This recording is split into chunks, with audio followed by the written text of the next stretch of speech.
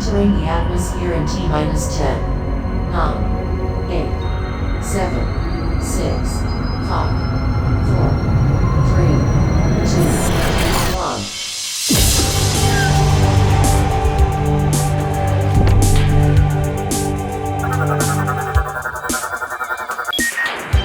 Well, howdy you doing, folks, and welcome to a brand new episode of the Omega Metroid podcast. We have a very special episode for you today. Unfortunately, we are Andy Spiteri-less, we are Dakota Latsky-less, but we have a very, very, very special guest with us today.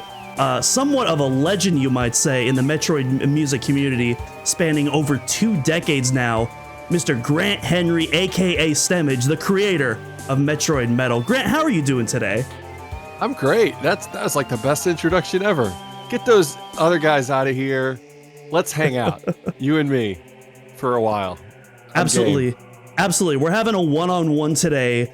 And you know, it's funny because I actually, let's just get right into it. Because, nowadays, the year 2024, you go on YouTube and video game music, you can type in your search bar and it's all over the place. And especially metal, there's so many talented guitarists out there. You got like Family Jewels, Toxic Eternity, Game Metal, Lacey Johnson, who actually helped with our podcast theme. And, but when you started doing Metroid Metal, the video game music community was nowhere near as big as it was today. And YouTube didn't even exist either. And so, kind of from your perspective, I just wanted to get, what it was like, kind of starting it out, what was the inspiration of Metroid needs some more 9-string guitars, actually. Well, yeah, I mean, back then, it was 2003. There was no Facebook, there was no YouTube. It was forums. It was very every community was sort of isolated from each other.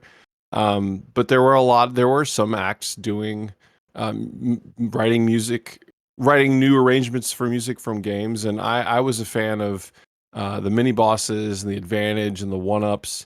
I had become familiar with, Magfest, which was this little thing on the East Coast where people were playing this stuff live. And I never had the intention of doing a band thing with it, but I did have my little cassette 8-track recorder and just thought it would be really cool to try and write what I considered to be write some original music and then pepper in the Metroid stuff. I think that was a thing that I had not quite heard yet. Really, almost like original songs, but the band was playing Metroid music. I didn't want to do straight covers of it. I wanted to get a little weird with it.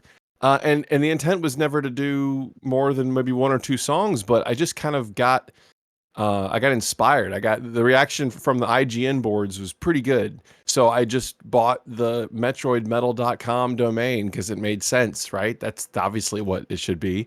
And then I just kind of kept going with it. And in the early days, it was the Shiz, which was a huge community of people that were doing this stuff. But obviously OC Remix was rocking then, VG Mix was rocking then, but it was way more niche than it is now. The video component wasn't really a part of things. It was mp3.com and then MySpace shortly after that, I guess. I don't know. The timeline gets a little blurry when you go that far back. But yeah, it was just a fun experiment for me. It was a good excuse to get the drum machine back out and do some covers. And then I just kind of kept going with it, and then I finished the NES soundtrack and was like, oh yeah, Lower Norfair. We got to do Lower Norfair, right? We have to. Super Metroid's obviously, amazing. Yeah. Kind of kept going with it, but it was very different. It wasn't a constant broadcast of tunes from your channel because internet didn't really work quite like that yet. You had to find a place to host it, and then post about it in whatever communities you happen to be a part of. So it was a very different world back then. That's for sure. Much smaller. Yeah, for sure. You mentioned MySpace. Unfortunately, I didn't create my MySpace account until right when it died. And so I'm very unfamiliar with the whole timeline of that website. I was just a little late to the MySpace party. For better or worse, I'm not sure. Yeah, I mean, it was a good way to kind of promote music at the time. It was kind of the way to do it on social media. But I didn't even want to make a MySpace page. We had our PHB forums, the Metroid Metal forums back in the day. But my friend Olivia was like, "You should make a MySpace page." And I'm like, "I don't want to mess with that." She's like, "I'll make it for you. I'll whip it up." She found some sort of, back then it was like copying a giant, style sheet that you paste into the about box of MySpace that would style your page, and she whipped something up for me and gave it over to me. And so from there, so then it gave me another place to kind of put the music, other than just putting it on the website. So, but yeah, different world. Early on, I was reluctant to take part in a lot of the social media stuff just because it was something new to learn. I'm like, I want to write songs. I don't want to learn all this stuff. But Yeah, I right. don't know. You do what you do what you got to do. Yeah, and especially nowadays, like unfortunately, I was not too late to the Twitter bandwagon, and I kind of wish I was, but that's a whole other story right there. But Yeah, Twitter was like, early on it was, yeah, when that was going on, Twitter was sort of pre-smartphone, right? Like I remember in the early days of Twitter, it was just friends of mine that did it, and you could actually it would send text messages to your phone. It was like literally like a sort of like a text broadcast platform, and then things got crazy. uh-huh. But I will say, of all of the social platforms that were valuable to me, Twitter was definitely a good one. Yeah. Now I don't even go on there anymore. I Yeah. once they killed the API, so I couldn't use Flamingo anymore, and I had to open the app and see what it looked like, and I was like, "Oh, this is terrible. This is really bad. I don't think I want to do this." And so I still go on there and post when things are relevant, but I don't really engage with it much anymore. And I think, I don't know, maybe it's a bad musician move, but at the same time, I feel like I'm a bit happier because of it. Trying to kind of stay away from that Yeah. mess. Yeah, for I don't sure. know. I feel like I've done a pretty good job weeding out like all the nastiness of Twitter. The bots, unfortunately, the bots just keep on coming. There's They nothing I they can never do there. stop. But yeah. They never But stop. You know. but yeah, Yeah. otherwise, I think I'm in a pretty good place with it now. But like I also thought I was in a good place with Facebook one time, and eventually I just had to delete all that because it just got way too bad.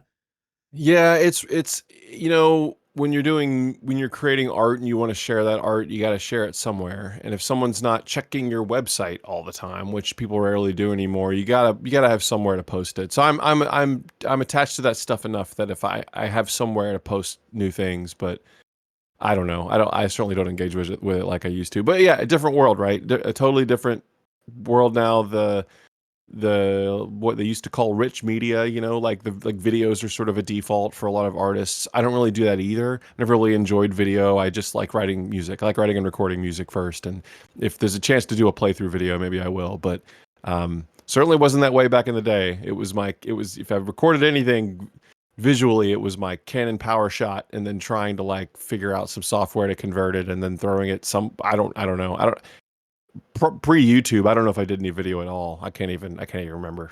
Too long ago. Yeah, I definitely Long. feel it there because I'm also like I'm a music major myself, though more on like the production side rather than the composition side. But Mhm. but yeah, I mean, I can draw some stick figures here and there, but otherwise, my audio visual my visual talent in that spectrum is like almost non-existent. So like I always try to find some way that I can outsource video production and stuff like that because I could do like the bare basics, but otherwise. I really admire a lot of the musicians now that are doing this game remix stuff and bundling them with videos so frequently. They're all so talented, and they've figured out how to make it work. And I don't know. I think at the same time though, has sort of created an expectation for video along with new music. It's just because it's what people are used to seeing. But I don't envy those people that choose to do it. But I really do admire them. Like that's a whole lot of work. Maybe in some cases as much work or more than making the song itself. Yeah, Um, absolutely. Like so that's like hours and hours of editing just for like, a simple 3-minute track on times. yeah, yeah.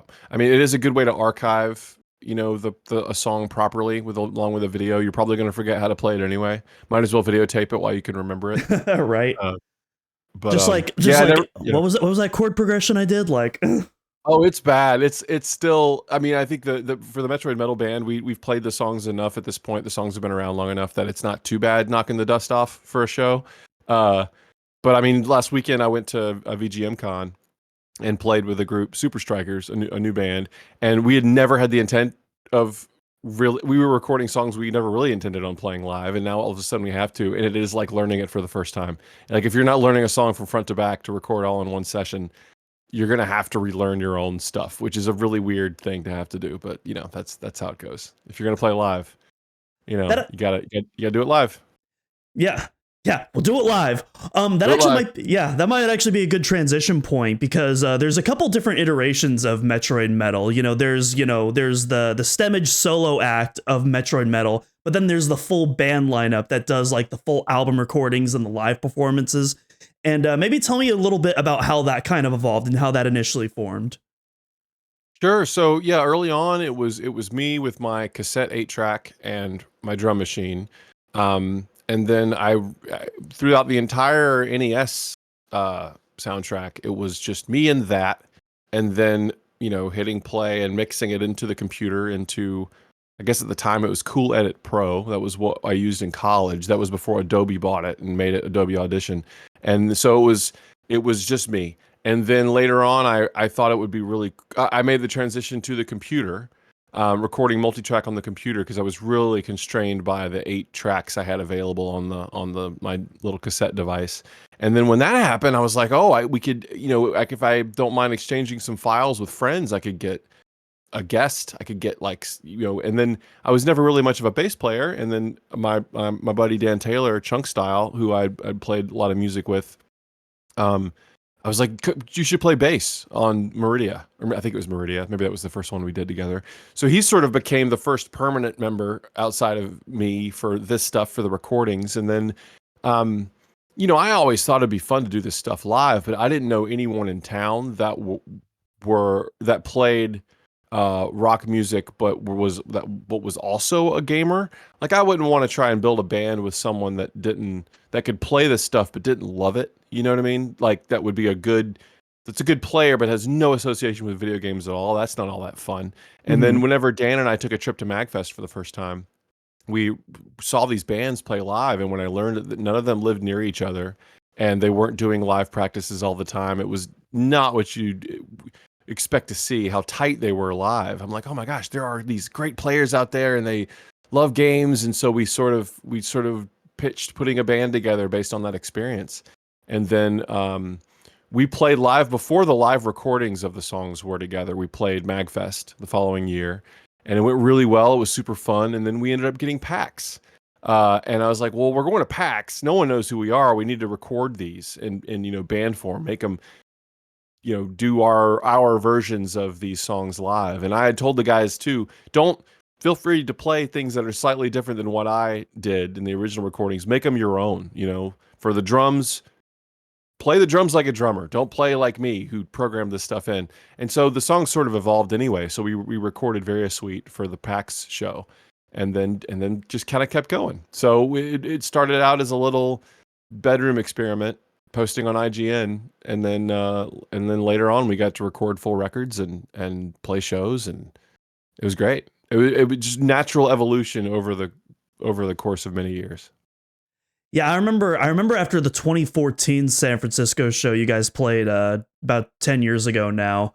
It might have been Chunks that I was talking to, I can't remember, but it was before you announced your latest album, Other Album, and and they were basically going like, hey, by the way, we got a new album coming out, just FYI, so save your money, make sure you get that. And it was I think it was back when I think Beyonce did like the day one Shadow Drop release, back before like that was like a whole thing in the industry, and you guys were just trying to emulate that as a joke.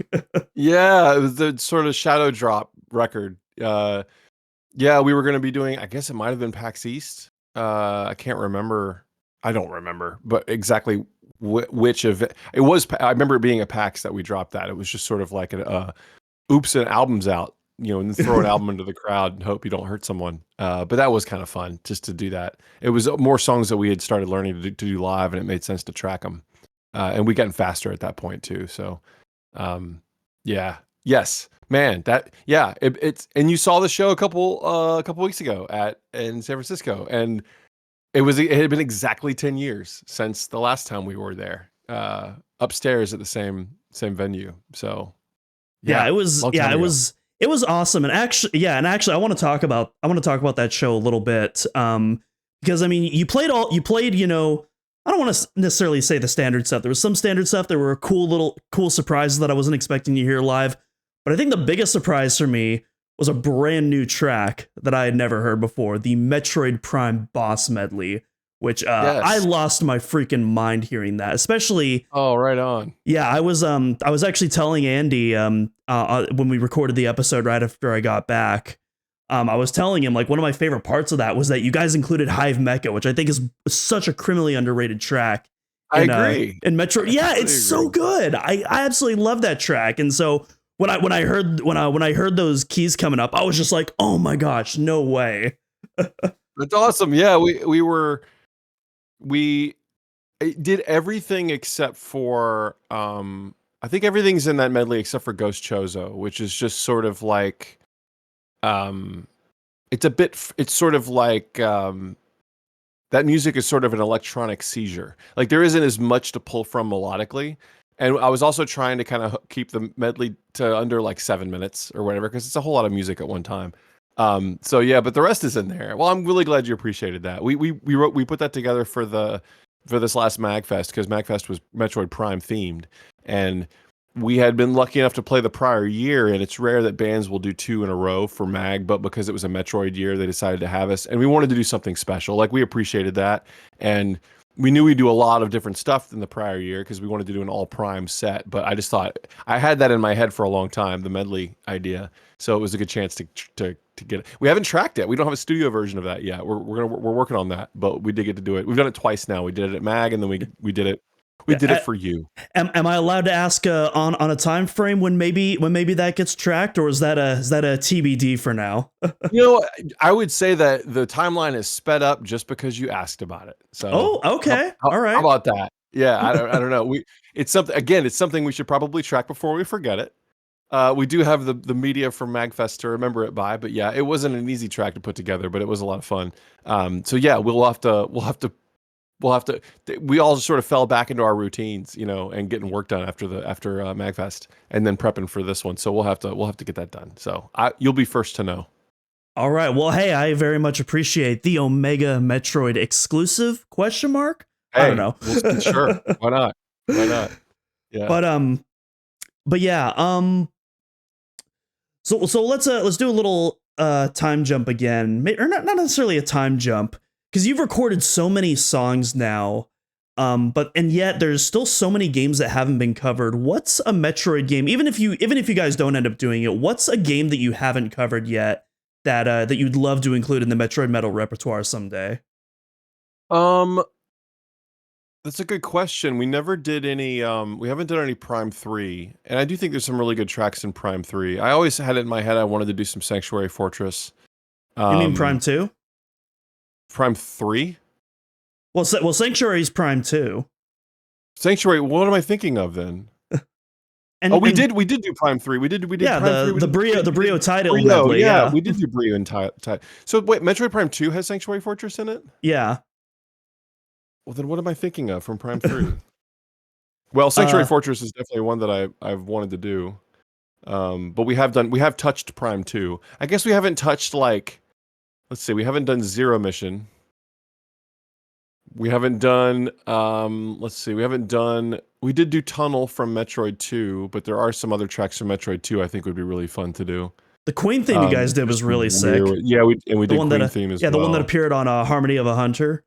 Yep. We haven't done Hunters. We haven't done M. We haven't done Dread. We haven't done Samus Returns. How am I doing so far? What else haven't we done? Is that all of them? I mean, there's Federation Force, but I mean Federation Force, yes, absolutely. Not as familiar with Federation Force's music. Did play some Federation Force, but I didn't really spend a lot of time. I'm not as familiar with the amount of new content in that game.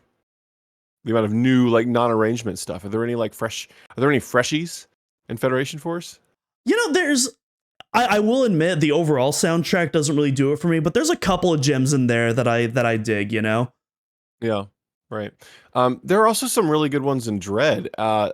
Dread's music. I've talked about this a lot with other people. That I feel like its music served the game really well. But the disappointing thing is that Metroid has been known for having motifs that really stand out sort of on their own, and Dread didn't have as much of that. Like I feel like the music fit the world and served the game really well, but it isn't as much of an OST that people I think are spending time with outside of the game. But I think there are some cool tracks in that as well. Yeah. I don't know. What was your take on the Dread soundtrack? Well, everyone who listens to the podcast, has heard me talk about Dread's music on and on again. So this is nothing new for them. But Yeah. for the sake of you, I'm definitely not a fan of Dread's music personally. Yeah. There's some stuff that I like in there, but I have a couple of issues with the soundtrack. The first off is that the original Metroid, composed by Hirokazu Hip Tanaka. He had a philosophy that, he wanted the game to sound as if it were a living, breathing creature when he composed the music. And you don't really get that with every single song, but there's a few like, the item room theme where the percussion, almost sounds like insects scurrying, or, you go into, Yeah. you go into Torian and, all these chord progressions, sound so organic and mechanical at the same time. And you didn't really see a lot of that. And then you have Kenji Yamamoto's interpretation where he almost creates this diegetic gray area where he's composing non-diegetic music with synths and sound patches and pads that almost sound like they should be diegetic, but they aren't. Yes. And it's Right. and like to me, I feel like that's the core essence of Metroid right there. It's this music that's almost this separate character that bridges the player to the game world. And I just really felt like Dread was missing that key link for me. Yep. I'm with you. I do think that um it helps create a mood in the way that a lot of modern music does, but it is not its own. It doesn't feel like its own thing. It doesn't feel like it has um as important of a place in the game as the art does or anything else. It doesn't really stand out. It feels like a soundtrack that could work for a lot of different games. And it doesn't really have its own. But I think there's a couple pretty good tracks from it, but I certainly haven't been motivated to attempt to arrange any of it myself. I think I could do some fun stuff with it, but it's not one of the ones that I would gravitate toward. Personally, if I could shoot one at you, I think the Hunter's Absolutely. soundtrack is super underrated, and especially because it utilizes a lot of syncopation and bass guitar and drum breaks and stuff like that. I feel Yep. like Metroid Yep. Metal could actually pair really well with that. Yeah, totally. I played a good bit of Hunters. That game came out sort of like I remember there being a lot of forum chatter. Metroid Metal was doing a lot when that game came out. At the time, and so it's been talked about a lot, but it just never happened. It's been a long time. I'll tell you what. Not that this isn't, you don't know this, but I haven't been as frequent with the Metroid Metal arrangements as I have at one point in history. It was really fun to do the medley, the Prime medley. It also kind of stirred me up to do more as well, which is it's just fun to do arrangements that I've always tried to not do straight arrangements with the Metroid Metal stuff. I've done like straight covers for other arrangements, but there are some tracks that I put out that people would not. They didn't like because they could barely hear the source material, like because it had sort of become its own song, its own thing. But that has always been the goal, is to try and make it sound like a band that is writing music that happens to be Metroid. You know what I mean?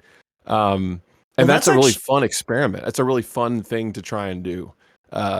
See how different I can make it sometimes, than the source material. So well, that's personally my favorite part of Metroid Metal, and that's not that's not to like throw shade at like any other VGM creators that like try to stay faithful. Like I think that stuff is awesome too, but I think that what you guys do with Metroid Metal, I feel like that's what makes it's so unique. Like Like I love your Super Metroid take on the space pirate thing. I think you called it the Brood, and I was listening to that riff, and I'm like, that's Jimi Hendrix right there. That's Purple Haze right there. But they found some way to inject Super Metroid into it, and it sounds kick ass. Yeah, that's so funny. You're absolutely right about Hendrix. The kind of like it's almost it's Purple Haze. It's exactly totally. Yeah, I mean, I feel like that is not, and it's much slower. I remember getting flack about the ending, NES ending, because it's no, not ending, Escape, because it was much slower than the original too. And I mean, my answer to that is you're right. It is slower. And and I wanted it to be slow. If someone's expecting it to have the exact same speed and energy as the other one, hey, someone's going to arrange it. But I don't know. I don't want to call it all trolling. It's not, my intent isn't to not align with someone's expectations for an arrangement, but I'm doing it for me. You know what I mean? And I think I don't know. I hope that comes through. That authenticity comes through in some ways, instead of trying to. I don't want to feel like I'm dialing it in. You know what I mean? Doing an arrangement just because I'm supposed to, and I'm writing something I know people would want to hear. And for that reason, it gets weird sometimes. Mm-hmm. But that's what keeps it fun. That's what keeps you wanting to make more, is if it's fun. Well, I mean, that's what I'm all about. If someone gives me like a musical rule, like, hey, don't ever do this, I'm going to be the first person that like tries to break that rule. And so I always love people like trying to like go outside of the boundaries and like you said, just get weird with it. I especially weird instrument combinations. Kind of off the topic of Metroid, like I think that's what I love so much about like the new live Mario Kart tracks that they've been doing since like 8 and onwards, because there's like so many weird instrument combinations that you would just never expect to hear, and it sounds fantastic. I love it. It's true. It's very true. I love and in the arrangement space, I love things. I love it where people take major stuff and make it minor, or vice versa. I made a record where I just reversed a bunch of VGM music and covered it like a band. Like I played, it's called Retrogression, but I play Punch Out and Mario and Tetris backwards, like literally backwards. I reversed the music and then learned what that sounds like, and then put drums to it. And the only reason to do that is for fun. You know what I mean? There's not like there's not really a statement to make. There's not there's not really an end goal other than it's just fun. And I think I love that idea of like dissecting something musically and then putting it back together and seeing where you end up. Sometimes it's pretty cool. Sometimes it's not. But I actually was going to put Metroid on that EP, a track, but I couldn't find one that felt right. Like I was reversing these. The music of Metroid isn't as straightforward as some of the other NES soundtracks, but I did it, and I was like, this actually doesn't sound very good. I tried to do some Mega Man, didn't fit. Punch Out was great though, but that's what experimentation's for. So with the Metroid stuff, and I don't know, I've tried to, for the arrangements I have done in the last while, I've tried to continue to do that, just to get strange and inject. Instead of doing straight covers, inject the melodies in a way where people they hear it. It's ultimately familiar, but it's a surprise, because it might be in the middle of a section they wouldn't expect. So, stuff like that. The Prime medley was really fun to put together because it was long, and it's also a lot of pieces of music, and it's always fun to try and just figure out how to string all that together. Do I need to change the keys of some fight music to make it work? When does the song need to change time entirely to work? What kind of version are we going to do for Ridley for this one? Because we've done Ridley before. I don't know. The whole process is definitely fun. Yeah, and I'm not. Or sorry, you go on. Oh, I'm not doing this for anyone else. You know what I mean? This is not a. I'm not doing it as an assignment. I'm doing it for me, so I can be as weird with it as I want, and that's a lot of fun. Yeah. I was just gonna say time signatures in particular, because a lot of those Prime boss themes, a couple of them are in 4/4, but a lot of them, like Thordis, for example, gets weird. Ridley gets very weird, and you constantly have to like keep switching back and forth with all that. And so like I have to imagine that like just getting those time signatures alone right like takes a lot of work to make it all sound natural. Yeah, it's I mean, in the end, it means you're writing you're writing a metal song that isn't quite as head bobby, you know. Like there's a segment of that song that is very odd in terms of time and lasts a while, and you're not going to get as many heads moving with that. But also, I don't care. Hmm. It's fun, you know. It's fun to do. You know, what's also peculiar about the Prime Boss stuff specifically is that yeah, and you mentioned this. There's all these really creative textures and synths and electronics and like weird timbres that that sound more like machinery than instruments. And I think like when I think of a lot of the Prime music, I realize how much of that I'm hearing versus the amount of melody that the bosses might have. Like there were some of them are the I could play the melody from those bosses, but the most recognizable part of it is all the textural stuff. And when you're doing a metal cover, you're leaving that out, right? I mean, you could include something, but if you want it to be three guitars, bass, and drums, you got to figure out what from that song you're going to take, and you hope that it's recognizable.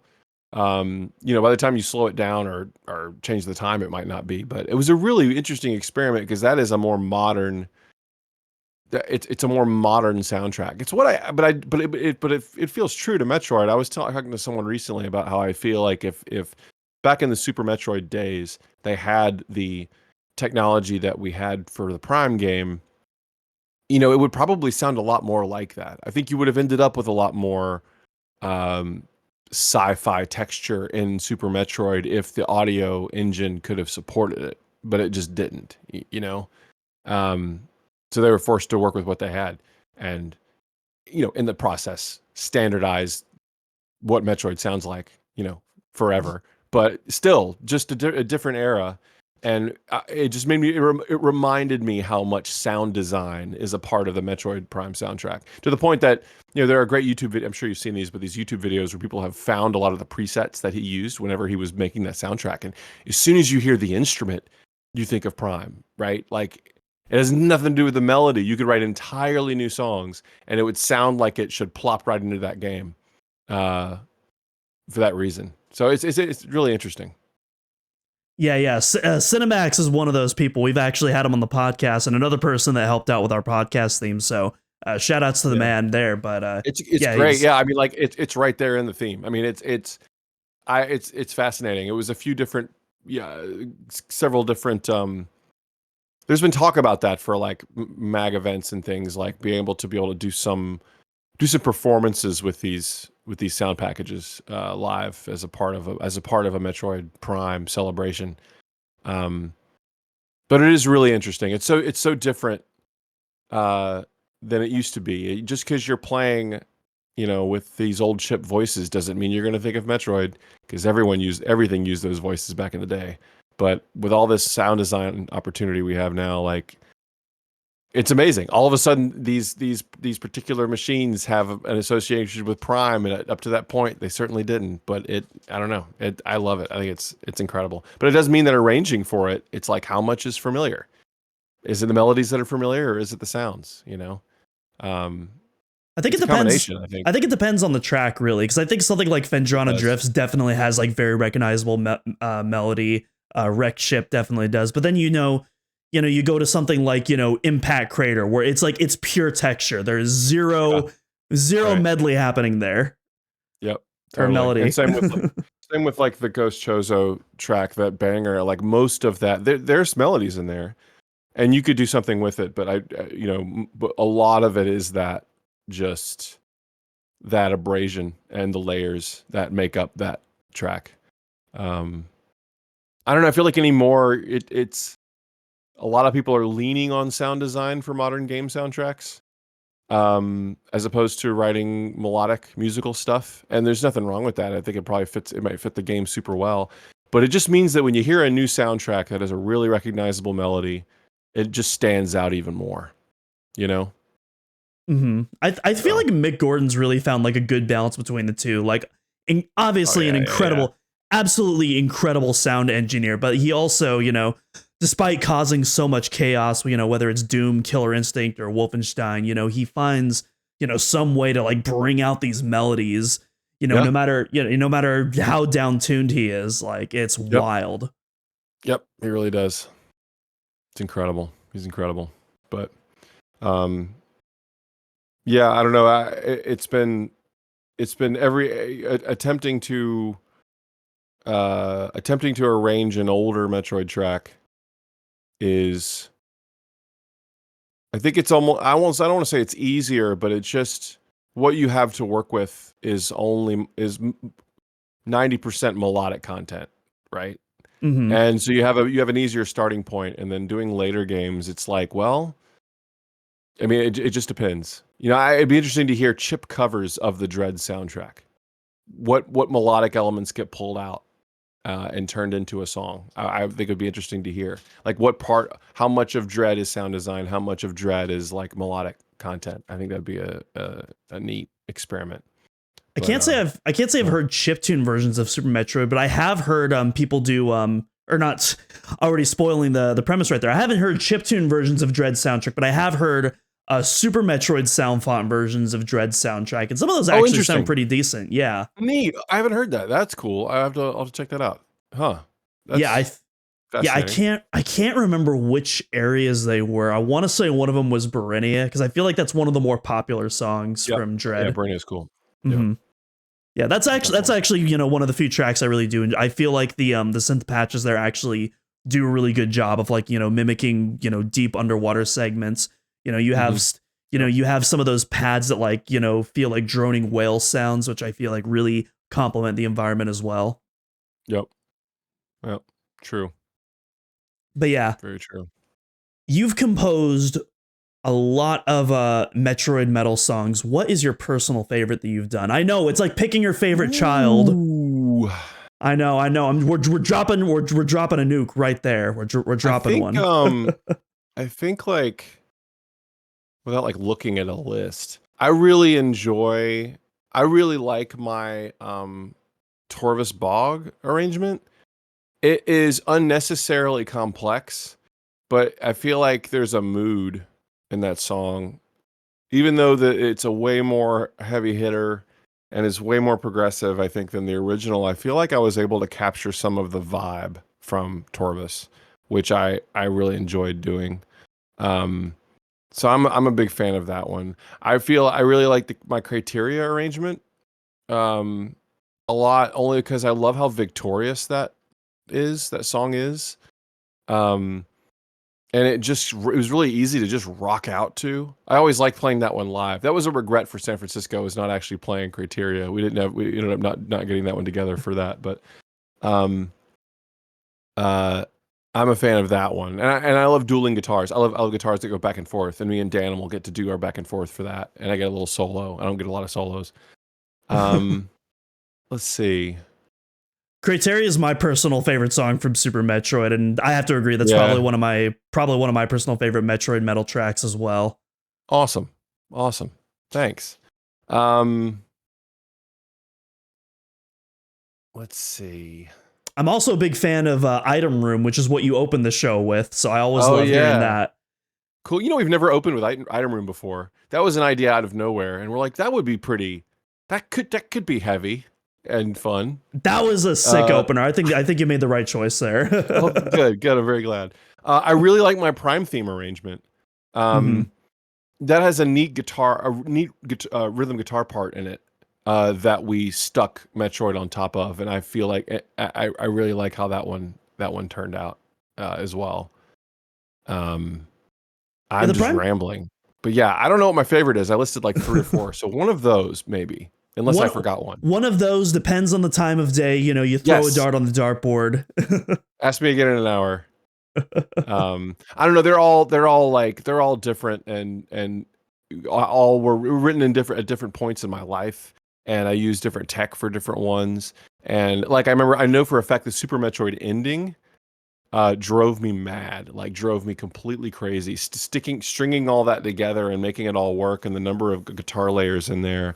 There's even a part near the end of the Super Metroid ending where it just has the it has where the Item Room melody sort of comes in for a moment before the end of the song kicks in, and I had my brother just play a drum solo. I said, Adam, we just play a drum solo and record it with a field recorder in your room, and I have it turned way down in the mix, and it's just this little telephone EQ on this drum solo for no reason. I had all these really weird ideas. I don't know why, but I literally lost my mind writing Super Metroid Ending. But in the end, I'm pleased with it.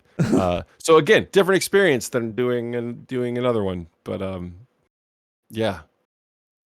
Yeah, absolutely. Yeah, you mentioned the Prime theme there, and that's actually a really interesting one because when I first listened to it, which man, I'm gonna date probably both of us. I was probably like what 10 or 11 when you dropped that initial Prime. I know, yeah. Holy crap! I know. Okay, that's cool. I know. I'm good with it. Horrifying to think about. Even for me, let alone you, but no, it actually, so when I was listening to it as a kid, when you first dropped that, I actually couldn't hear the actual Prime theme. It took me a few listens to like finally see it in the background, and that initial, that main Metroid motif that plays in there, it's very subtle on one of the guitars, and then you have this really cool rhythm section layered on top of it that kind of neatly transitions into like the main part of the Prime theme, the ba-da-da-da-da-da-da. Yeah. And so I really like that theme just because like on one, I feel like it goes kind of back to what you were saying is, you like to make it weird. And I think this is like probably one of the weirdest Metroid interpretations, which is why I love it so much. It's odd. It's odd, but it isn't like it isn't because it's a weird song. It's just a strange array. The idea is that one was supposed to just rock, like it's just got a straight beat you can jam to. So it isn't weird.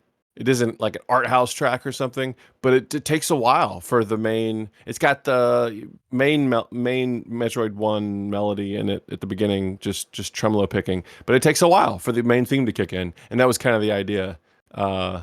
It's also one of the songs where like one of the things I've always tried to do with some of the more straightforward arrangements is to do take the music from the game and try to turn it into more of a traditional song structure. So like verse, chorus, bridge, chorus, outro, like a pop song would have. And that track worked really well for that. The number of pieces in the song and everything worked well for that, like for that skeleton. Yeah. So I'm a big fan of that one. It's really fun to play live. Like some songs are more fun to play than others because they might be hard or they might be easy or just it's just fun to riff on. But that one's actually a really fun one to play. So that's always a good one. Was that one of the easier ones for like the full band to get back into? It's like, okay, we don't need to rehearse this anymore. We got this one. Actually, yeah, I think that one is pretty easy. It doesn't have a lot of like really acrobatic stuff. It's also not as hard to remember. There are a lot of Metroid tracks where like there's a lot of shortened measures and extra beats and things or polyrhythms, and that one doesn't really have any of that, which was the idea. I wanted it to be more straightforward. It's got a number of parts, but it's one of those ones that as long as you know it in your head, you can play it. Other songs are hard because they're just physically hard to play. Like you might know it, but it's a little rough. There are parts in some songs. So Danimal calls them parts, but they're parts where like they're so mathy or proggy or they happen an odd number of times, and they're the only part from any of the original Metroid Metal recordings that we didn't ever do live was a one part in Criteria. It's got a very strange. There's a modulation before the last chorus or whatever, and it has a very odd drum fill, and we never could get it right. So when we do it live, we just play YYZ by Rush in its place because that actually was easier. It's not, it's mathy, but we know it so well. So live, we just go into YYZ and skip that part and then end the song with the last chorus. And it became sort of a joke for us. We like over the years, we've put other songs in its place. When we did the YYZ, one time we put King Crimson in there. We did the old MTV theme from the 80s. We did that once at MAG. One time we did Jackson 5. We did Mustin from One Ups came out and like played sax for about 30 seconds into the mic and then left the stage, and then we went back and finished Criteria. So there is one part in one song we've never done live because we just didn't feel like we wanted to try and pull it off. Oh my gosh, the last idea was starting this show with Criteria, and instead of playing that one part, play the rest of the show, and then at the very end of the set, finish Criteria. So we played a whole set. No one would understand what we did, but we would think it's funny. You know what I mean? Like we would get it, and hey, it's for us anyway. So, I just gave you way too much information, but I do love that story. For some reason, Criteria is there's a nebulous part at the end of Criteria that blew all our minds when we tried to play it with each other, and so we've left it alone. We just replaced it with other stuff. That's incredible. I had no idea there was so much lore behind Criteria. It's so silly. There's probably other ones too. Other songs we stuck in there too. I don't even know, but yeah, we haven't yet put a whole song in the middle of Criteria, but it is possible. The lore would support it if we did. So. Yeah, it's not Criteria, but it reminds me of the time where you guys were playing Item Room and then transitioned into Meshuggah, which was super awesome. Oh yeah, yes. You know that original. I'm such a Meshuggah junkie, and whenever that track was done, I mean, you listen to the original Item Room. It's so easy to drop that 4/4 polyrhythm right on it and just turn it into a Meshuggah track. So we were just sort of, and Daniel's like, I can do a Jens, probably. He's like, and I can do the solo thing. It's easier than it looks. And so it just happened. The kind of antics you get into when you have a band.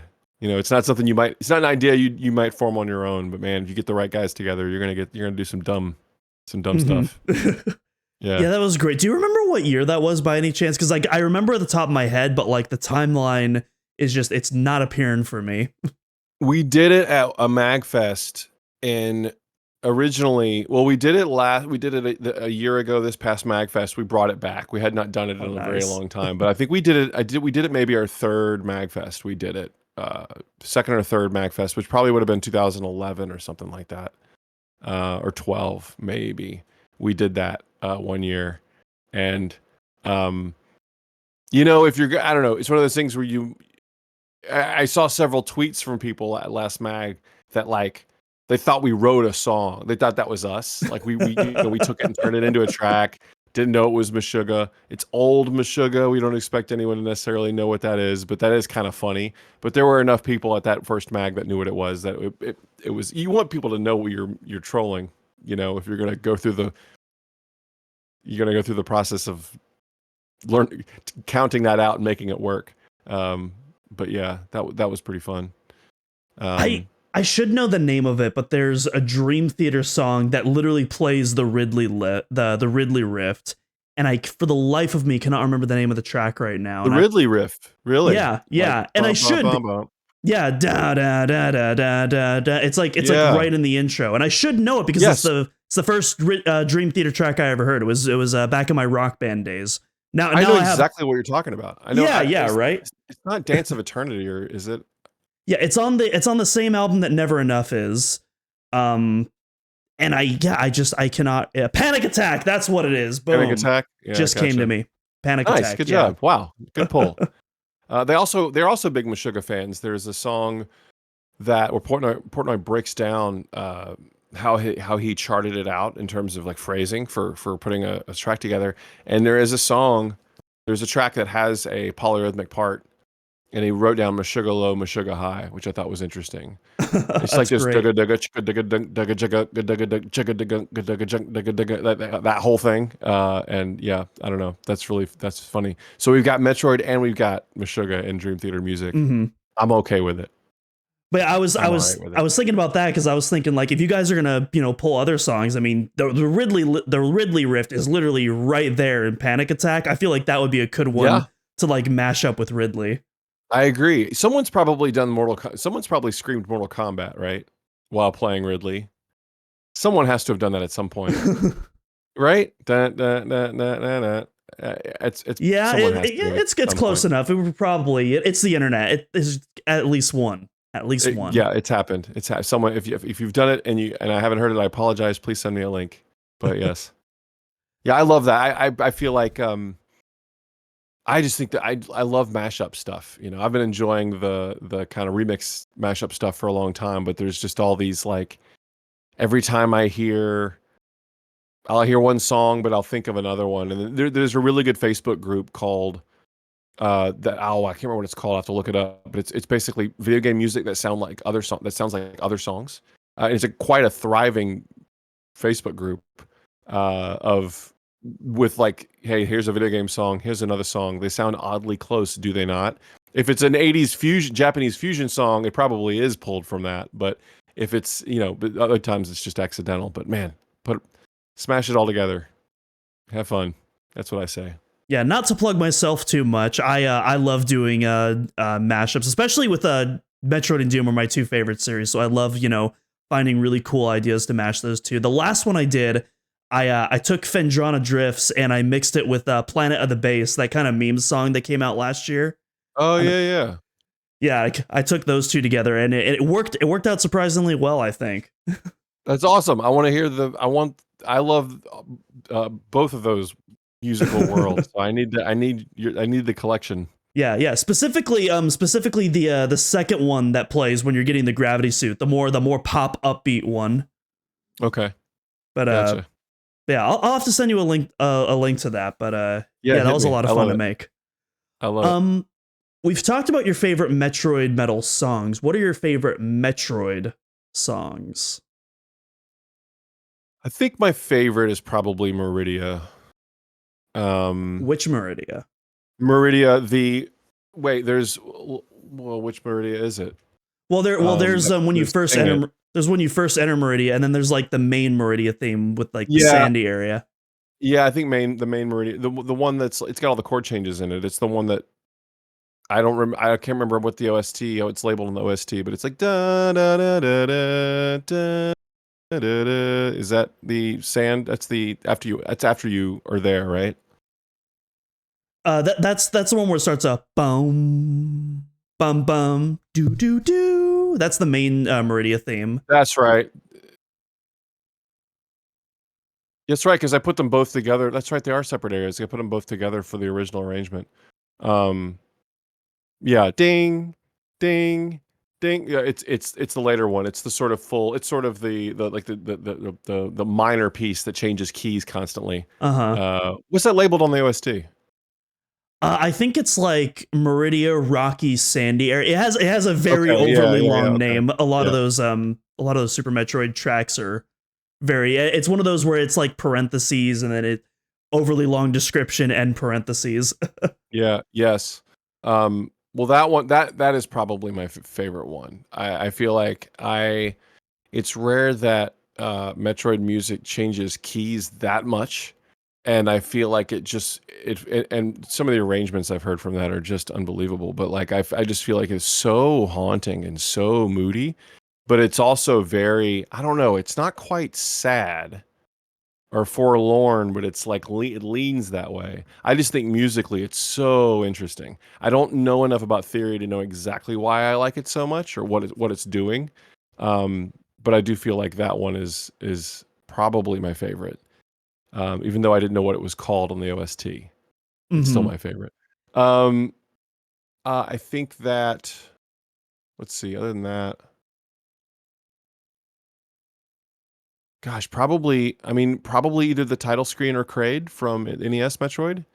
Just because those are the two that kind of got me when I had not played in a while. I had not played Metroid in a while, and then I unlocked it on the GBA, hooking it up to the GameCube. Whenever you beat Prime and Fusion and hook them together, and then you got the Fusion suit in Prime, and you got the original NES Metroid in Fusion. Did I say that correct? Isn't that right? I believe that's the case. I think you unlocked both in Prime, but you unlocked them by beating each game. Each game gave you a different reward. Yes, I believe. But it was playing that Fusion suit was rad looking in Prime. I will say that. It's too bad you didn't get to look at it very much. I wish they included it in Prime Remaster. That's like the one thing that, like, granted, I'm not complaining. Prime Remastered's incredible, but like, it is. You're right. It is missing. It has there's a smoothness to that suit that looked really cool in 3D like that. But yeah, unlocking the original NES Metroid on there, that was my reminder that, like, oh my gosh, just sitting on the title screen, it's a journey by itself. that song, that piece, and the number of different directions it goes. So I think it has to be that one. That's sort of what kicked it off for me as a kid, and then kicked off this project was that song, and then Kraid is right there. Like it's just so it's like it's the wildest waltz you're gonna hear in a sci-fi NES game. And I don't know, and all the songs basically just split into, it's like in 4 pieces, but all 4 are amazing and all flow into each other. It's like the kind of track that's just so good you don't really notice the loop happens. You just kind of keep listening to it. It's just it's its own. It is a creature, as you put it. Mhm. It's its own being. Yeah, there's so many intricate parts to Cray, but I feel like the glue that makes it all work together is that bass, that simple dun dun dun dun dun dun dun dun dun. Yep. I feel it's Yep. such a it's such a simple series of notes, but I feel like it's what glues all those other complex instrumental sections together so well. It does, and in the original version, it has this.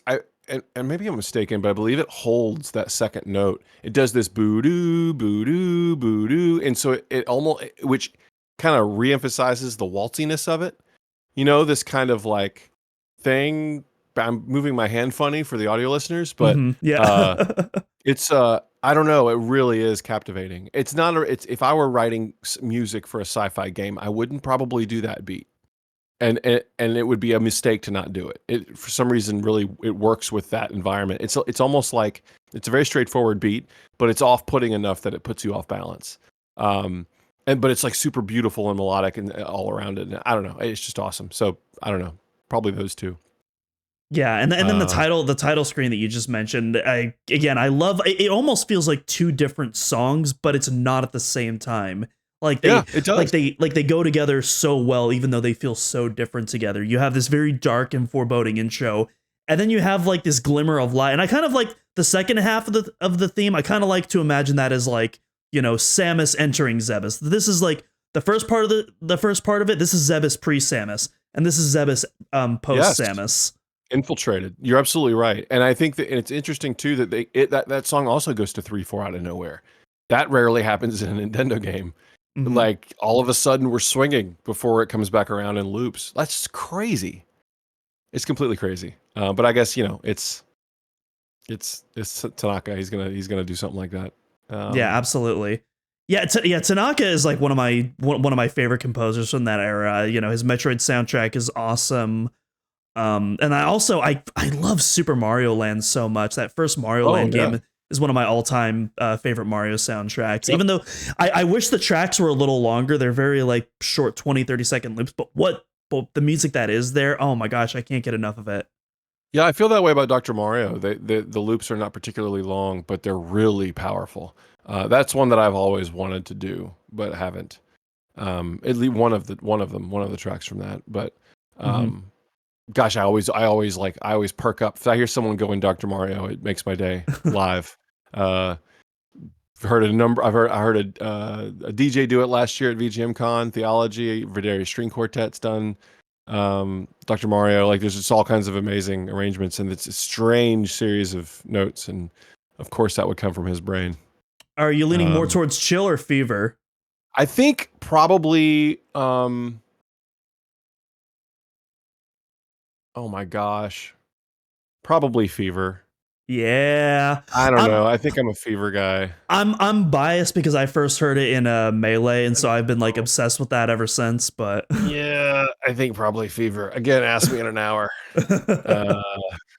Yeah. But did he not also do the type the music, is it music C in or music 3 in Tetris for NES? Did he not do that? He did. I believe he worked on some, if not all, of the NES Tetris soundtrack. Yeah, I think so. That is also, I did do that track. I did arrange that track, and it's got a weird Kraid vibe to it, strangely. But anyway, I don't know what the original question was, but yes. We were talking about Dr. Mario music on a Metroid podcast. Yeah. Jeez. Yeah, of course. Hey, it's relevant. It's 1 degree of separation. right? Hey, you know, So Smash we can Brothers, do that. Samus, Dr. Mario, it's all there if you look hard Yes, enough. Tanaka. You know, it's Exactly. allowed. It's allowed. Um, Exactly. but Well, yeah, Metroid music. Yeah, Metroid music is pretty universally great. I do feel like in the modern games we've there've been some like I feel like I won't even call them missteps, but I do feel like I wish that they were a bit more memorable on their own. Just because how much that's how what they used to be. Other M, same thing. And we'll see what happens with Prime 4. So, you know, we'll uh, definitely. I'm waiting for Prime 4. I will say I'll and because I want to talk more about that in a sec as well, like in regards to Metroid music, because I feel like we're on the same page there. I feel like mhm. the wait for Prime 4, at first the wait was like really terrible and awful, but I feel like I'm in a place now where I'm pretty comfortable with it. And I guess I'm more seeing it as a glass half full kind of situation, where I'm no longer seeing it as, oh my god, I've been waiting for this game for 7 years now. At this point, I'm kind of like, I'm probably going to be playing a new Metroid Prime game in like what, a year and a half or so. Yeah, yeah, So that's kind of where I'm at. And it it's helps true. because like, it's Retro Studios doing it, and like if there's anybody that like I trust and who I'm not worried is going to mess it up, it's Retro Studios. Every single game they've released is like at minimum a 9 out of 10, and You're absolutely right. I Everything don't they've done has been yeah. great. And Yep. I don't see Prime 4 is going to be any different. The Prime remaster looks incredible on the Switch. Prime 4, I'm assuming, is going to be cross-gen, so I'm assuming it's going to look even better somehow. I think it's going to turn out fantastic. Yeah, I think like I'm assuming that the kind of tech they used for Prime remaster it's a great way to showcase the kind of stuff they're going to be doing for 4. Well, first of all, since 4 was announced, we've got 3 Metroid games. We've got Samus Returns. Wait, that was since the announcement, I believe. Samus Returns, was it So not? it was announced technically it was announced after, because 4 was announced Right. in the Oh, okay. E3 showcase, and then Samus Returns was announced in the Treehouse right after. Right. So since the 4 announcement, we've got Samus Returns, Dread, and Prime Remaster. I feel like that has probably helped us a little bit, just kind of be like, y'all can chill. We're still making Metroid games. We're just, we gotta let it cook, And so I'm with you too. It was kind of frustrating to predict every year that this is going to be the year, but if it really just comes down to making it the best it can be, and then I'm game. I'd rather them do that than rush something out. Yeah, And I absolutely. really did enjoy Dread. Oh yeah.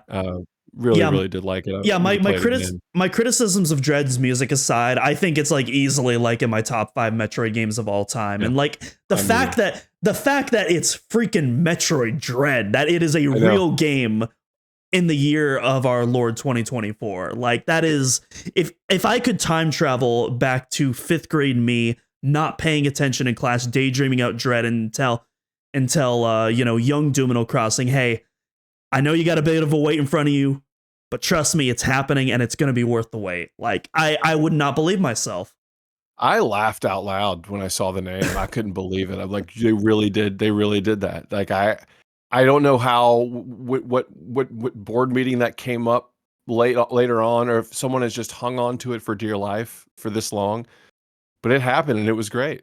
So, and it did things that other Metroid games haven't done, and it modernized some stuff. It went some really strange directions that I appreciated, especially near the end.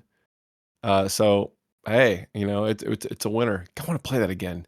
Gosh, I really wanted to play it on the OLED, but I don't have one. Still don't have one. Not going to buy one. We're waiting on Switch 2 at this point, but Yeah, I need yeah. to. I'd like to dust that off. Play that I'm again. I'm saving up money to buy a brand new big 4K OLED TV for when Prime 4 comes out, and I think I might replay Dread again when I get that. Yeah, do. I do want. I wish they would do. I wish they would. The rumor was that they had already had remasters done for 2 and 3 as well before. I hope those happen. Hmm. I I feel like it will be the first time that I would be able to play Corruption without Wiimote controls, and that's what I Gotcha. want. You're not a Wii That's what Remote fan? It's not that I'm not a fan. I just liked the controls better. I actually enjoyed the snap aiming before, and I really enjoyed the dual stick experience of remastered. And so, my understanding is that you can do a bit of work in the emulator to make corruption work with the to dual stick, but I think some of the interactivities like are specific to Wiimote, and those get weird.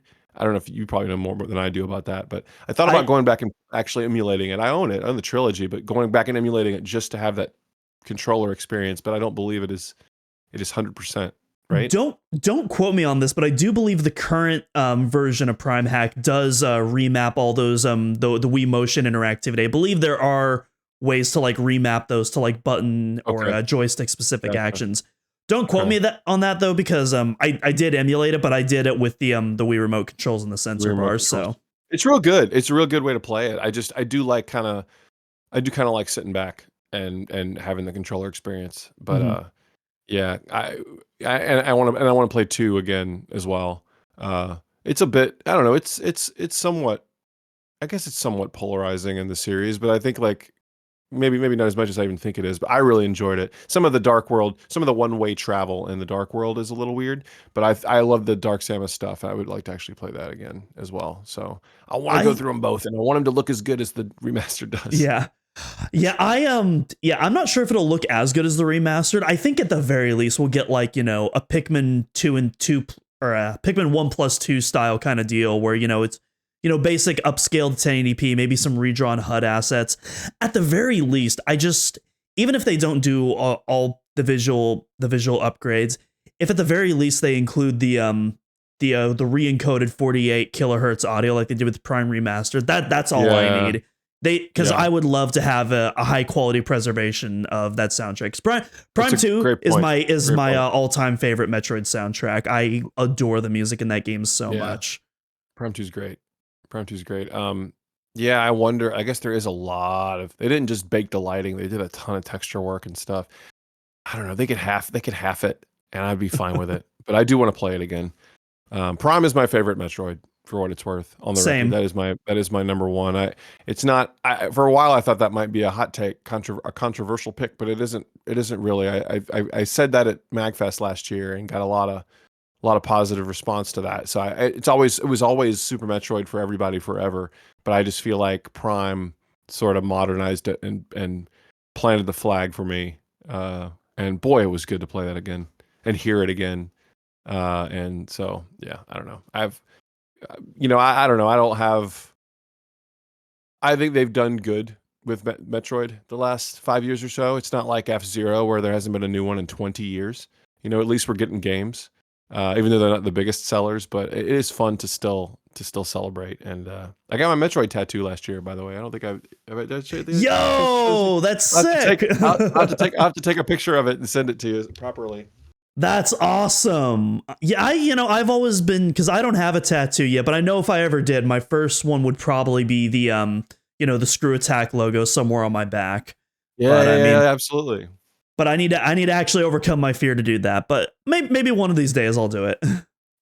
Understandable. But yeah, it was the 20th anniversary since I put up that first Metroid Metal track last April. So I decided it was time. I wanted the merit badge, so I decided to go get inked. So and occasionally at random coffee shops, people will say "nice Metroid tattoo." So hey, they're out there, man. They're out there. It's a great way to find to be a mark and to find your family in public. You know what I mean? So Yeah, I do. I yeah, do have a Samus decal on my car, but no one's commented on that yet. Maybe someday. I'll comment on it when I see you. Yeah, you gotta travel down to Sacramento one of these days. Yes, totally. But yeah, Love it. I guess our final topic before we wrap up, we were alluding to this earlier, but you mentioned that like while you were talking about not necessarily the decline of Metroid music, but there seems to definitely be a point where the quality you look at the Prime trilogy, you even look at the 2D games like from Super Metroid, even NES Troid or Fusion and stuff like that, even Hunters, which I think is a super underrated soundtrack. the music, it used to be like one of those things where you'd almost take it for granted, just how good it is. You play a new Metroid game and you know that you're in for an incredible aural experience. But it hasn't really happened for the past few games. And I kind of wanted to chat with you about it because it seems like we're both on the same page there. Oh, yes. If there was a follow-up question to that. Yeah, I mean, I feel like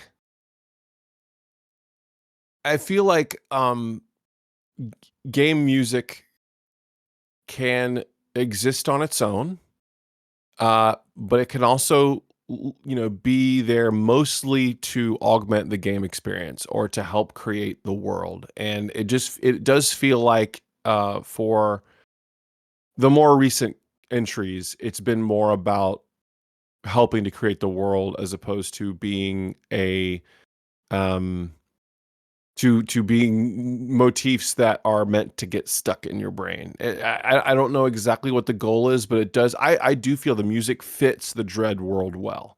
I don't feel like it exists on its own as its own sort of as its own powerful music like that you would just sort of spin regularly. It's really good. It feels good, but it just doesn't stand out. It isn't motif heavy. It isn't even like.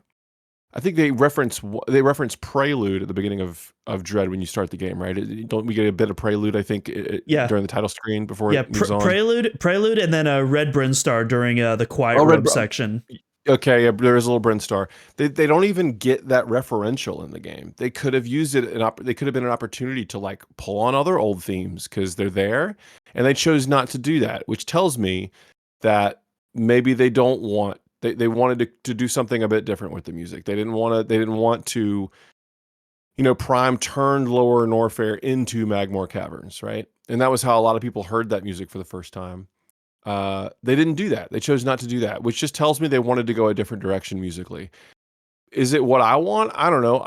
The game is great. I want to play it again, but it also means that I'm not as motivated to try and arrange any of the music from it.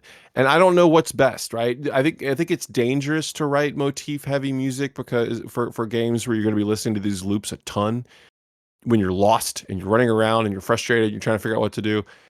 Sometimes you risk listener fatigue. You risk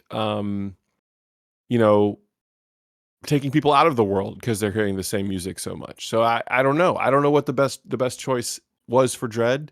I know that in the end, I want music that stands out on its own. I also feel like we're at a place where, when we hear 3 notes of Fendrana, we all freak out because it's touching a nerve center that was a part of our lives 15 to 20 years ago. It takes a while for new melodies to sink in. You're not going to have the same reaction to a new song as you would something you're referring to from years and years ago. But at the same time, new soundtracks are planting. We are attaching ourselves to new soundtracks all the time, like really melodic, memorable soundtracks. So it's not like it's not doable. So I don't know. And I feel like first and foremost, it needs to serve the game. It needs to make the game good. Is it worth taking a risk to write some melodic music and include in the game as a test? Absolutely. Let people listen to it, let people play it, see what the reaction is. If it isn't positive, go do something different. But I do feel like it's more than I don't want to say I'm disappointed by the lack of memorable music, but I do feel like it is somewhat of a missed opportunity. I'm not like upset that it isn't the same because this franchise has evolved and things have changed over time. But obviously for me, I'm like a Metroid music person. So I want that. But so I don't know. And for that reason, I'm very curious where we go with 4. But I don't know if that answers your question. But I'm trying to logic my way through this because I know if they wanted to go write some new themes, they could. And they kind of chose to dial it back a little bit. So I don't know. Yeah, so I'm kind of one of two minds on that because on one hand, I do agree that I would have liked to hear some of the more, classical referential pieces in Dread. And of the 2 we got, it's 2 that like have appeared in so many other games, so it almost feels like extra derivative. It's like, oh, Red Brinstar again, Prelude again, the theme we've heard in like the last 3-4 Metroid games in a row now. Yeah, and not to interrupt it, but on that point, I do want to say that they're also straight cup. They're straight. It's just that moment. It's not even a reference to it. They just put it in, right? Yeah. So it's not even like they're alluding to it, and you get to pick it out. You know, it's just there, and then it's not there anymore. Anyway, Yeah, it's not like you know the Prime 1 theme, for example, where it's like it's this very subtle, you know, in a completely different key than, you know, the original Metroid theme. But if you listen closely, you can hear that. And it's very subtle in the background. You're probably paying more attention to I believe it's the Invaders patch, the one that sounds like it's all these creepy organic tendrils going all over the place. That's where your ears are set to, but that theme is it's just creeping in the background. Yeah. Stuff like that I really feel like the soundtrack could use more of. But at the same time, while I definitely would have liked to hear more of that in Dread, like I was saying earlier, I don't think that's Dread's biggest problem, because ultimately at the end of the day, all of these classic themes that we're so nostalgic for, those were original pieces of music at one time before they became, stuff that was referenced later and rearranged. Even stuff like, Magmore Caverns, that was the first time I ever heard that piece of music, the first time a lot of other people heard that piece of music, and it still resonated from us, even though that wasn't the first game it appeared in. And so I do think, even if Dread, still had the same amount of referential material, I do still think that, that's not the crux of the issue, even though I do agree that is an issue that I personally would like to do. We were talking about Crateria earlier, and how that's my favorite Super Metroid track. I think it's a criminal missed opportunity that song didn't play again when Samus reached the surface of ZDR, because the whole point of the game is you're literally starting from the bottom and going to the top. And I think it would have been really a really cool referential piece, not just for the piece of music, but just, matching the theme dynamic in Super Metroid when you reach the surface of Crateria for the first time, and it's raining outside the facility when you first enter. It would have been really cool after you do that Emmy fight and, you gain your Metroid powers, you exit the door, and all of a sudden it's not raining anymore. There's a little bit of a sunrise coming up, and instead you have that theme coming up instead of that dark, dreary track. I think that would have been an incredible moment. But yeah, that's something that I would have personally done. Yeah, Zelda has this way of sneaking in Zelda's Lullaby about 55 hours into the game, right? And every time it is massively effective. Like, you have to put the controller down effective. You can create those kinds of moments, and they don't have to be like, here's the song. You can you can get referential, but it could still be its own beast. I mean, Talon Overworld, the music of Talon Overworld, the chord progression is Brinstar. It is Brinstar. It's its own piece of music, but it's Brinstar. Like, you can do that. You can do that kind of stuff and still create. But Talon Overworld is its own song, right? Mm-hmm. You can still do that. You can build off of the catalog, also create something new and memorable. And that hasn't seemed to quite be.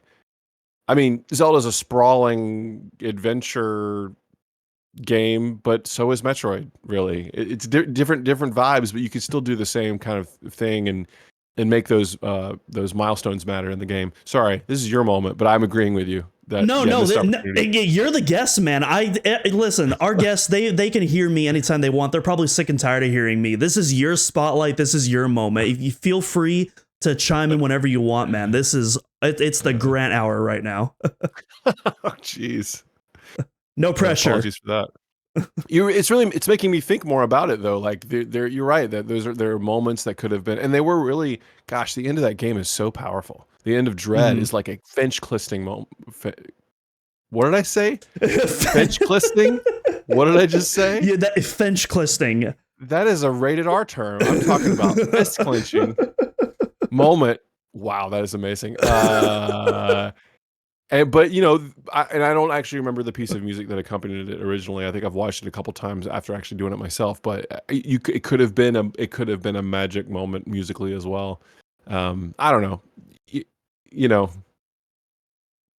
Again, not the disappointed, just missed opportunity. the more memorable version of that scene is the one where they replace the music with "The Only Thing They Fear Is You" from Doom Eternal. That's the version. That's the canon version of the scene in my head. I was gonna say Zelda's Lullaby, but okay, fine. We'll do Doom. That's fine. Well, I was specifically talking about the moment where she goes full Metroid. Yes, yeah, totally. You don't want to hear Zelda's Lullaby in the middle of that moment. Everybody's weeping. No, I'm kidding. It's tempting, you know. But I guess should have been more guitars in that moment. Would have been pretty rad. All of a sudden, she goes freaking Super Saiyan, and anyway, spoilers. There's an H string. You know, come on, why not? It's right there. You know, that's what we need. We need the Mick Gordon and Kenji Yamamoto collab for Metroid Prime 4. That would actually be kind of sick. Yeah, be super sick. But yeah, I guess for me, I've noticed the decline, I guess, for lack of a better word, of Metroid music since Metroid Prime 3, which is a soundtrack I love, by the way. I'm not here to poo-poo on Prime 3's music, but I've noticed since Prime 3, and in that game it made sense because of the direction they went in, but they started leaning more into cinematic and more contemporary orchestral elements, incorporating the music. And I think Prime 3 actually, like, you know, and it makes sense. Again, Prime 3, you know, first game with like major voice acting roles and, you know, stuff where it's like very prominent in the game. You know, you have these, you know, you have dynamic cutscenes, you know, with camera angles that you didn't really get in Prime 1 and 2. And I think the soundtrack actually really worked for that game with what they were trying to do. And I think they found a way to incorporate those cinematic elements for the most part without abandoning, you know, those core Metroid principles that make the soundtrack stand out so much. I mean, it's actually funny. You were talking about how people were complaining about your slow escape theme. There's a slow version of the Space Pirate theme from Super Metroid, and that sounds incredible when you slow it down like that. yeah, it's true. I've talked a lot about this with some composer buddies, and we had a long conversation about like superhero music, Hollywood superhero music, and the goal of that music to create to put you in a place and not but within that world, the music isn't on its own, it's accompanying everything else. And that's a direction that I think a lot of games have gone as well. And I see a lot of praise for a lot of like more traditional orchestral soundtracks that don't surprise me. They sound good, but they don't surprise me. I think I like to be surprised. I think as a music fan, everyone wants something different, and I think that's what I crave. When I hear a soundtrack that doesn't feel like it makes sense in the world, I actually like that. Like I remember hearing like Spelunky soundtrack. Spelunky has this incredible soundtrack by Strachey, and the music really doesn't fit. It does not sound like you're in caves. It does not sound like you're whipping snakes. It sounds really odd. It's like FM, but it's got real drums, and it's quirky and strange. And it made itself a part of that world, and I love it. And I listen to that soundtrack on its own a ton. So that's kind of what I like. But when movies decide to go a bit more traditional, when games decide to go that more traditional, I think that's because most people, they don't want that music that doesn't feel like it fits. You know, they want something that feels like it belongs. And I guess for Prime 3, you know, it's a bigger vision. They decided to go that direction there, I guess. You know, I don't know. And so you end up maybe with less memorable moments in that game. Skytown is what I was trying to remember, by the way. It wasn't Sanctuary Fortress. Sanctuary Fortress is in Prime 2. Anyway, but yeah, to your point, you're right. I think you end up with like more of a score situation in Prime 3 than you do soundtrack. You know, like there's always a differentiation in movies. The score is sort of what accompanies picture, and the soundtrack is like the songs that show up in there.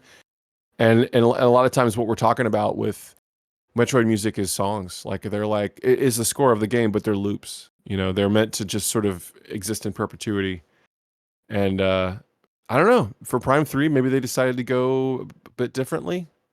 I don't know, but I definitely don't hear people talk about Prime 3's music as much as outside of like Rundus and Skytown, like I feel like Skytown is like a huge like overall song pick, but outside of Rundus and Skytown and maybe the title theme, which even though that's like a very pure orchestral piece, I actually love that title theme for Prime 3.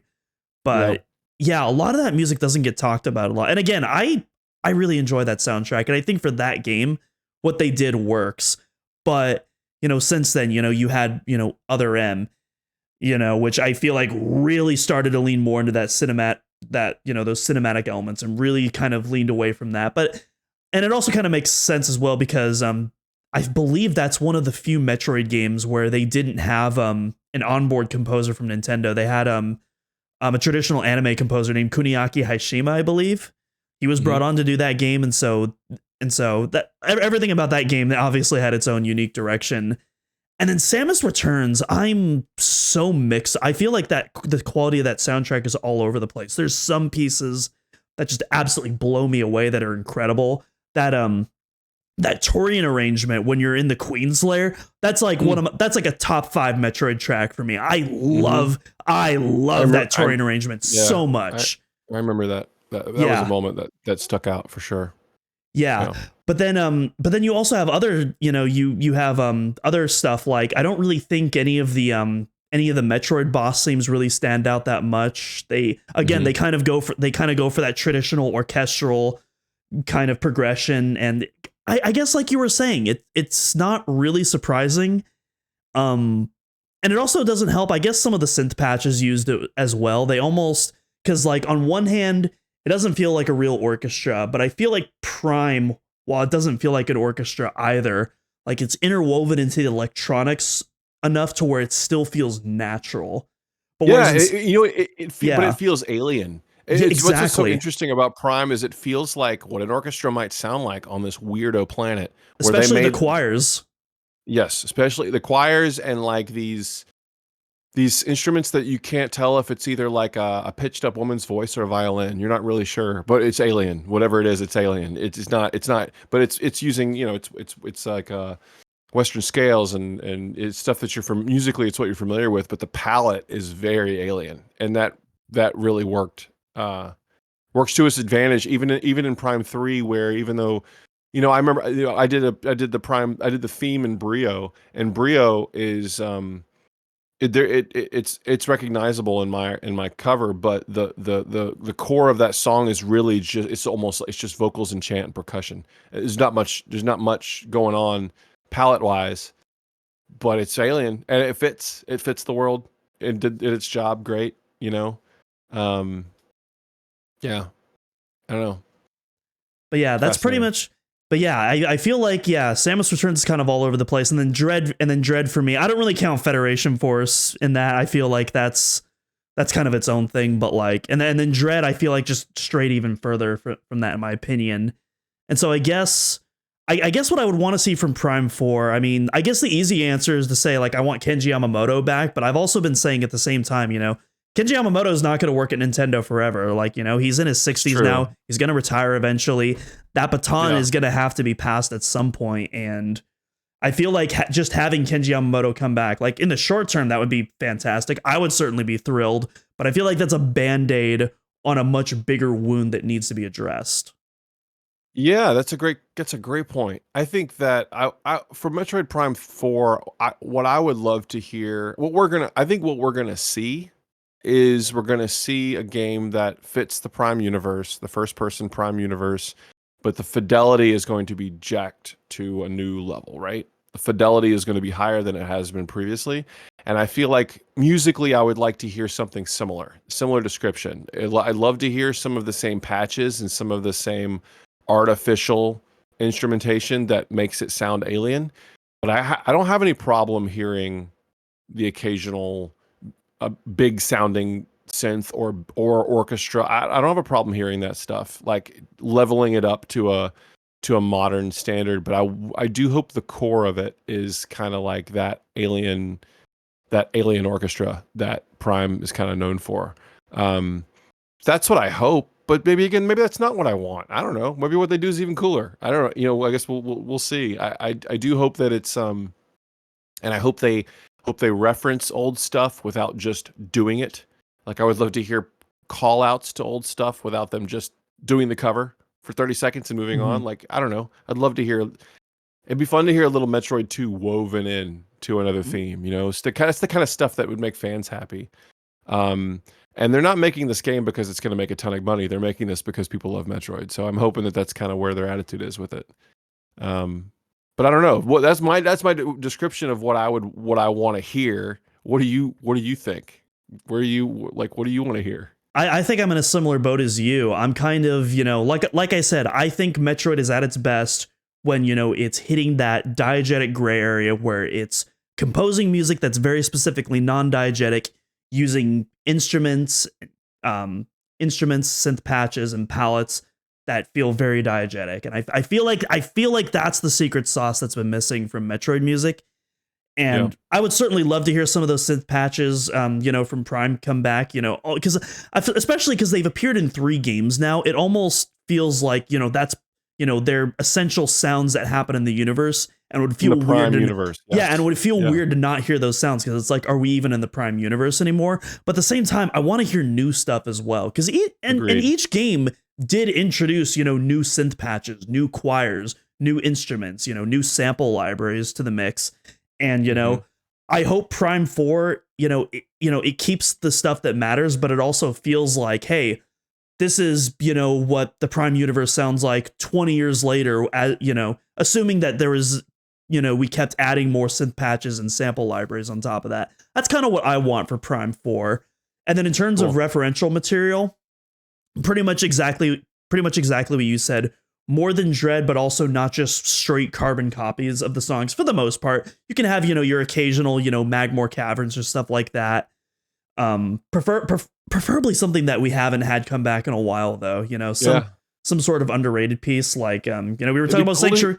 We were talking about Sanctuary Fortress earlier. That would be I would love to hear, what would Sanctuary Fortress sound like in 2024? Yeah, Prime is old enough. Prime is a classic. It's 20 whatever years old. We can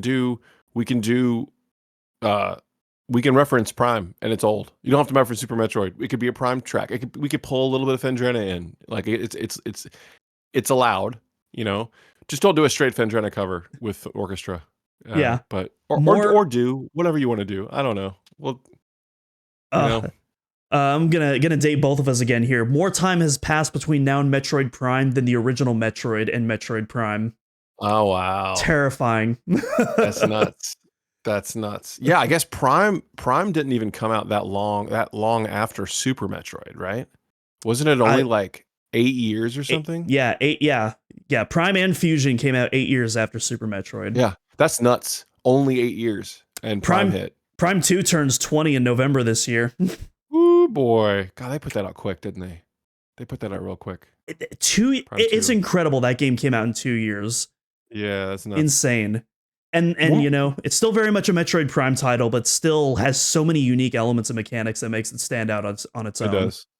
It does. I like it a lot. I will say one more thing about the Prime 4. I would love to I would love to hear I would like to hear some unexpected intensity in this music. I don't necessarily, for boss fights and for big moments, I don't necessarily mean like Mick Gordon.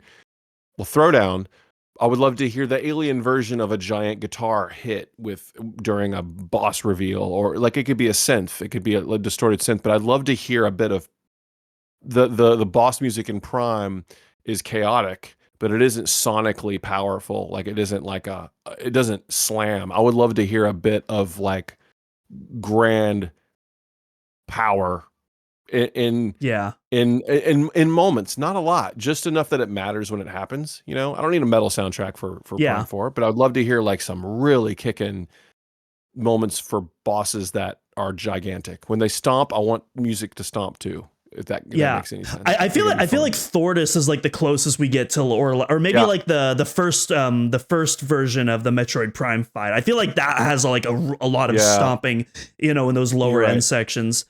Yeah. I definitely agree though. I would love to see stuff like that. One thing in Doom Eternal that Mick Gordon introduced was the metal choir, and what I love about that is they're rarely doing English lyrics. It's a made up language, a made up demonic language, or a made up. I think the Makers, that's the new angelic race that's in that game, and they they made up an entire language for these choirs to sing. And like, I wouldn't want like a vocal track in Metroid. I know some people have like suggested that before, but I would love like, again, incorporating some sort of alien language, whether that be the Chozo or whether it be some other new alien race that's like pivotal to Metroid Prime 4 story, and have that as like a referential motif, almost maybe like a phrase that appears in a few songs, and have that really get intense during boss fights. I think that would be sick as hell. That sounds awesome. That's if they're going that far with this soundtrack, we're gonna be fine. But I don't know. Well, I hope if they're given some freedom there, it could be pretty special. But yeah, I don't know. I'm glad it's happening. More than anything, and I don't think I have any expectations for the music. To have 3 games come out since Prime 4 and see what they've done with it. It's like, okay, well, not remaster doesn't count really, but you know what I mean. Okay, here's where here's what they're doing. Here's where they're going. Don't know how much input from Nintendo there was for their musical direction. If it was just a sign-offs or whatever, but I don't know. Retro is like, it's the Prime guys. We'll see, right? We'll see what they it's taken a while, and music gets written in that amount of time too. So we'll see. Yeah, that's kind of where I'm at right now, where it's like everything else, like I'm pretty confident on Retro. The music is like the one question mark for me, but I'm optimistic. I'm optimistic. It's Retro Studios. The thing about the current iteration of Retro Studios is that God, I'm gonna make another Doom analogy.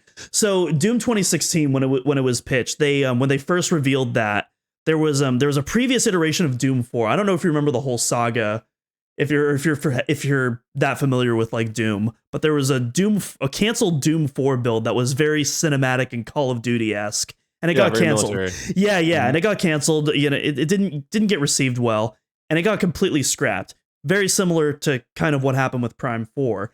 And when what we now know is Doom 2016 was re-revealed, the pitch for that game was that the current id Software that was working on it wasn't the original id Software team. It was a brand new team comprised of people that grew up and got influenced to join the game industry because they played Doom back in the day. And so this is a bunch of Doom fanboys making a Doom game in the modern age.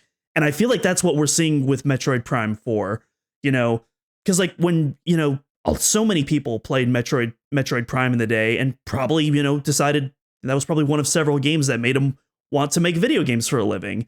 And, when you think of Retro Studios, yeah, they made 2 incredible Donkey Kong games as well. But when you think of Retro Studios, you think of Metroid Prime. And especially, when that reboot was announced, everybody knew at that point that Retro Studios was doing Prime 4. And there was, ton of people got hired and brought in.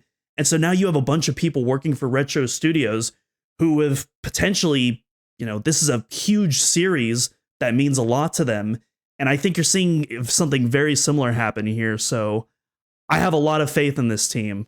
They have a great track record, and I think having a lot of fresh blood on board is just what the series needs.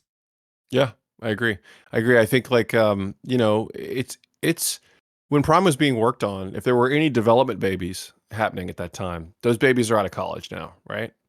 So it's been a long time, and in that amount of time, people like these are if it's the people that are having people that love Metroid work on Metroid is important, because those people know what it's about and why those games are important to begin with. So Nintendo knows. I don't know if they know exactly what they want from if they knew what they wanted from the beginning, but for Metroid Prime 4, but they knew enough to literally announce it to the world and then pull back on the whole thing and say, hey, we're starting over.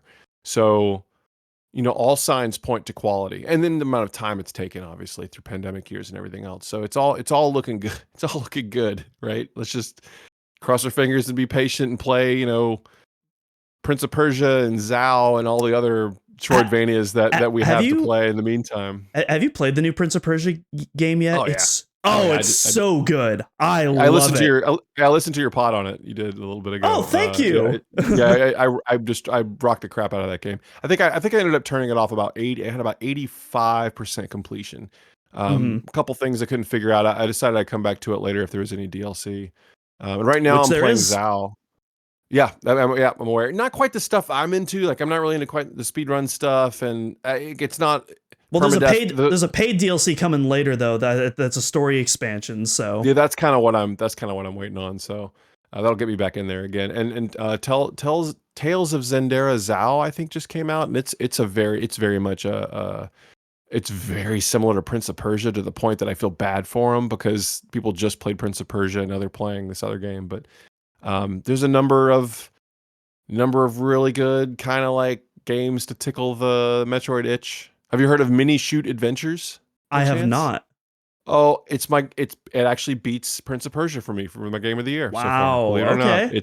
it's a twin stick shooter Zelda game where you play as a tiny spaceship and you shoot other spaceships. But it's a full on Zelda Metroid upgrade path kind of game with one of the best soundtracks I've heard in a long time, and it's $15, and it's called Mini Shoot Adventures, and you should look it up. But I'll have to check that out. I've never heard of that before. It's wonderful. It's about 7 hours ish. It's an absolute joy, and I can't wait for it to come to console so I can play it again. But we're getting little Metroid fixes as we go. Yeah, and, perhaps Silk Song eventually comes out. Oh yeah, it'll eventually show up, and we're getting our fixes, but there's nothing like the real thing. Also, not a lot of first person experiences that fit in that category as well. So I don't know. I feel like you said it earlier, but I've learned to be more patient. I've been forced into being patient because of this game. I'm kind of done being.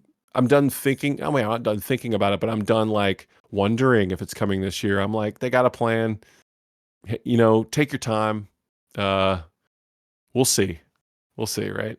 Yeah, I'm less impatient for Prime 4, more impatient for the Switch 2. And partially a part of that is because I don't think we're seeing that until we see the Switch 2, but also I'm just I feel like that's just been more on my mind lately because that's like the big Nintendo thing that everyone's wondering about. Whereas Prime 4 go on.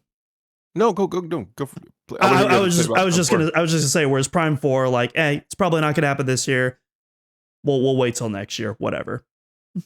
Yeah, I wonder, I part of me thought it might be like a launch game, but I don't feel like Prime 4 is necessarily what they would want for a launch game. I feel like they probably want their Odyssey 2 for a launch game. Mm-hmm. But, so I don't know. Maybe we'll get surprised this summer. Maybe Prime 4 will be out by end of the year, and it'll get patched whenever the Switch 2 hits. They need a new game, and this would be perfect for it. So I don't know, man. I mean, I'm thinking more launch window, not necessarily launch title, because you look at the Switch 1 lineup, and the final title in that launch window was Xenoblade Chronicles 2, which, a series which at that point definitely below Metroid. I think it's still slightly below Metroid in terms of like popularity, but like that game sold 2.5 million, which is just 3 million under the first Metroid Prime on GameCube. Yeah, best-selling title in the series, and it was a success despite releasing year one because it was at the tail end of that. And I could see Prime 4 occupying a similar spot for that. It does feel more like a window title than a here's our big boy. But yeah, for the new system. But yeah, Grant, we've been going on for almost 2 hours now. We've had really? Yeah, we've had so much to talk about. So I'm probably gonna cut it here, and I'm gonna let you do our favorite part of the show, which is the plugging, the shilling. Tell our fine folks what you got going on and where they can find you at.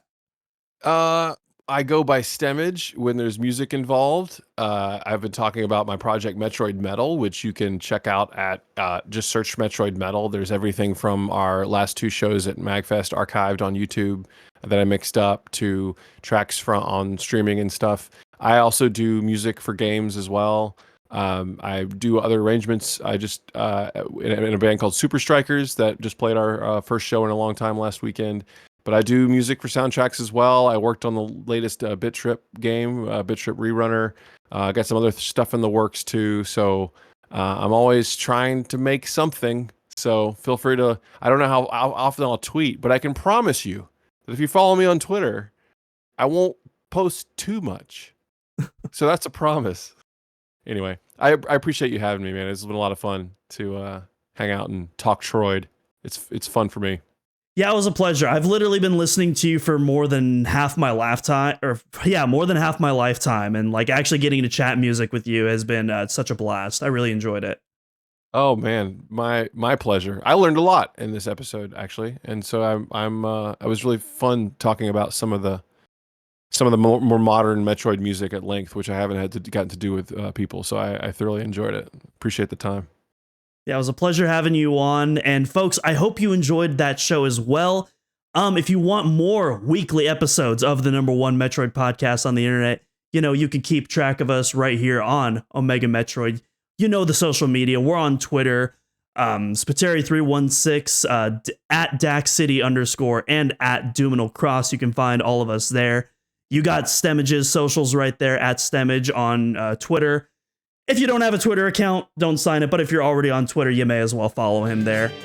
And of course, for all your Metroid goodness, once again, you can find everything on OmegaMetroid.com. The podcast, the walkthroughs, the news articles. We just posted about the new SGDQ schedule. Super Metroid and Metroid Fusion are happening this summer. We're very excited to see that. I think the Fusion run was like less than an hour and a half, so that's going to be really fun to watch. Wow. But yeah, that'll do it for today, folks. We'll see you all next mission next week. Take care and have a good one.